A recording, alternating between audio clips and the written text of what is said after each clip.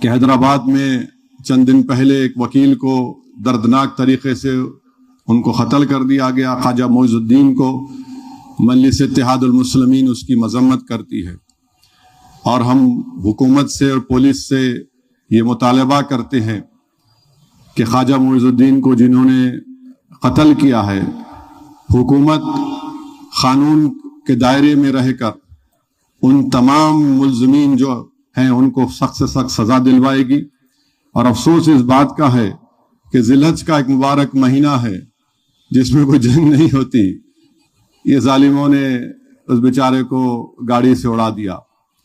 خیر انشاءاللہ تعالی جو ظلم کریں گے، جو قتل کریں گے، دین اور دنیا ان کی برباد ہو جائیں گی.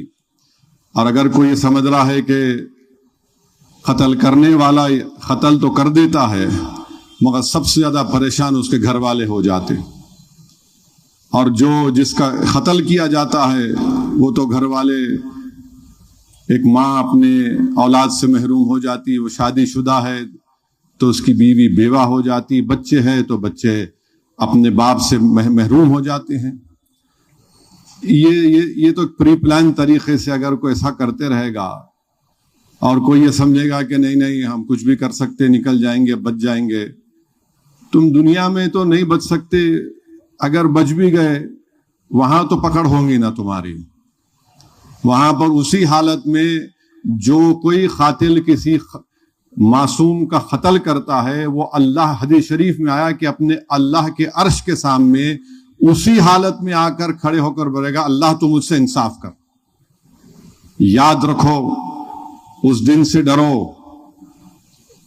اس دن سے جب اللہ کے سامنے کوئی بڑا نہیں، اللہ سے بڑا کوئی ہو ہی نہیں سکتا. رب السماوات، اللہ زمین و آسمان کا خالق ہے، لطیف ہے، وہ یا ذل جلال اکرام ہے.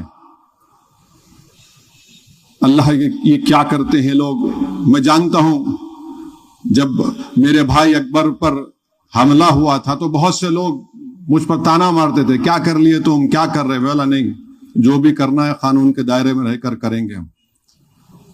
اور ہم کی الحمدللہ قانون سے جو کچھ ہو سکتا تھا ہم نے کیا.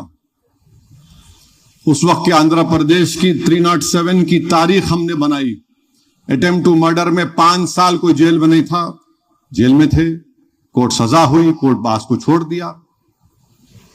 اگر ہر کوئی قانون کو اپنے ہاتھ میں لے گا، ارے تماشا ہو گیا، بھائی کو مار رہا، ارے گینگ وار.